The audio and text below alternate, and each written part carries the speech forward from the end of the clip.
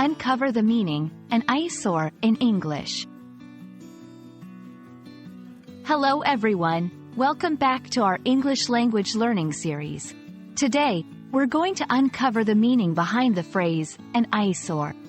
This term pops up quite often in both written and spoken English, and understanding it will not only boost your vocabulary but also enhance your comprehension of English expressions.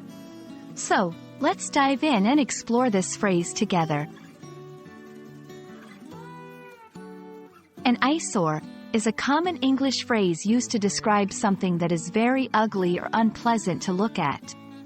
The word eye refers to your ability to see, and sore, in this context means a source of pain or distress. So, when combined, an eyesore literally suggests something that hurts the eye because it's so unattractive. It's not a physical pain but a metaphorical one, indicating that the sight of it is displeasing. Now that you know what an eyesore means, let's see how to use it in sentences. It's typically used as a noun. For example, the abandoned building at the end of the street is such an eyesore. They considered the new construction in the old town to be an eyesore because it disrupted the historic look of the area. Remember, when calling something an eyesore, you're expressing a strong opinion that it's very ugly or spoils the look of a place. To give you a better understanding, let's put an eyesore into context with some examples. In urban planning meetings, residents might complain about billboards being an eyesore. A homeowner might refer to a neighbor's poorly maintained lawn as an eyesore in the community.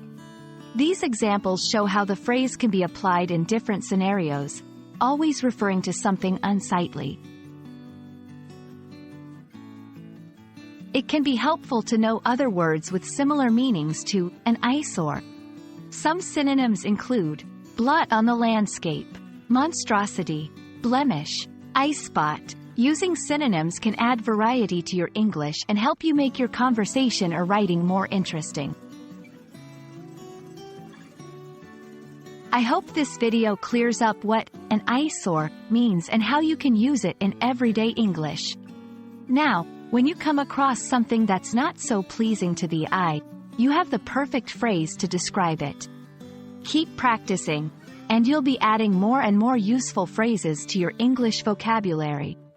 Thank you for watching, and see you in the next video.